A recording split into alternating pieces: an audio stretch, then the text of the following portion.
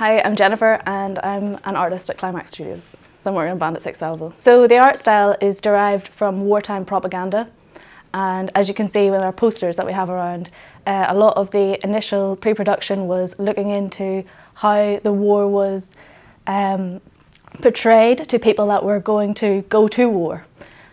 So taking the wartime bright colourful posters propaganda that they had and combining that with the sort of more comic book toon shader style, we came up with what we have in our final result, which I think we're quite happy with. It's a bright colourful thing.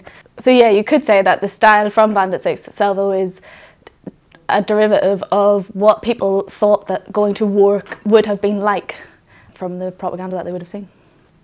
Obviously, with a bright, colourful style, you've got a lot of artistic freedom, and it's nice to be able to reach out to different audiences with using the bright style as well, because if we made it all doom and gloom, it wouldn't be much fun to play. So with the second title, I think we wanted something that was more bright and colourful and would stand out more in the market, whereas I think probably the market is becoming a bit more clouded with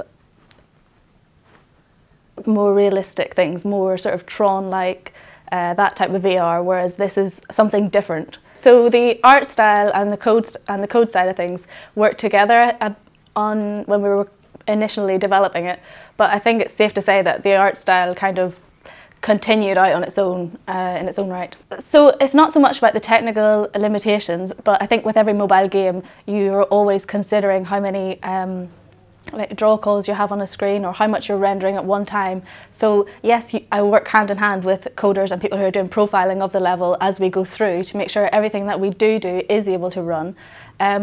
However, I wouldn't say that that impacted the art negatively, in that if I or another artist decided something should look a certain way, then we could make it look that way. Each location has a set map, and the turrets on each map are always kind of in the same location, so the more enemies coming on, yes, that was harder on the frame rate, but it wasn't necessarily harder from an artwork point of view. So we're really excited to see how Bandit Six Salvo will perform in the market, because obviously Bandit Six, its predecessor, was top of the Samsung charts. So we're hoping that everybody responds well to the nice bright art style and sees it as a bit of a different game that's a bit more fun for all the ages.